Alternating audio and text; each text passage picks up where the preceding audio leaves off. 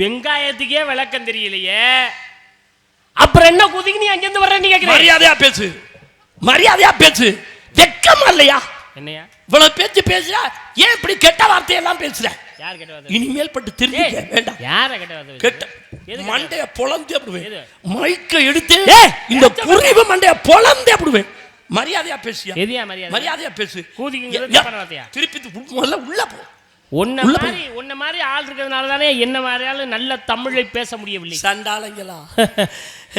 நான் கேட்கிறேன், நீ உண்மையாவே படிச்சவன் தானே? உண்மையாவே நான் வச்சிருக்க புத்தகங்கள நீ வச்சிருக்கவன் தானே? கூ என்றால் என்ன? பூமி. அப்புறம் என்ன தெரிஞ்சுதானே வச்சிருக்க? கூ என்றால் பூமி. திக்குன்னா என்ன? 8. அப்புறம் என்ன? பூமி இருந்துச்சுன்னா 8 திக்கு இருக்கு.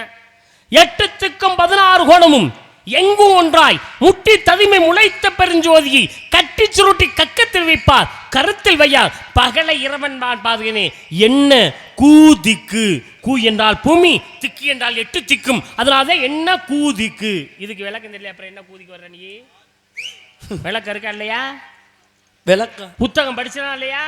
நீ படிச்சவனா சொல்லு. கூனா பூமி, திக்குனா 8 திக்கும், ரெண்டையும் சேர்த்து சொல்லு. அப்ப அப்படித்தான் வர. ஒரு அசிங்கமான வார்த்தையை பேசிவிட்டு சமாளிக்கிறா பாரு. மசுறதான் மழை பெய்யும். இங்க பார், ஒரு இந்த தமிழ் மொழியில தாங்க எந்த வார்த்தையை சொன்னாலும் அந்த வார்த்தைக்கு மறு வார்த்தை இருக்கு. போய் படிச்சு பாரு.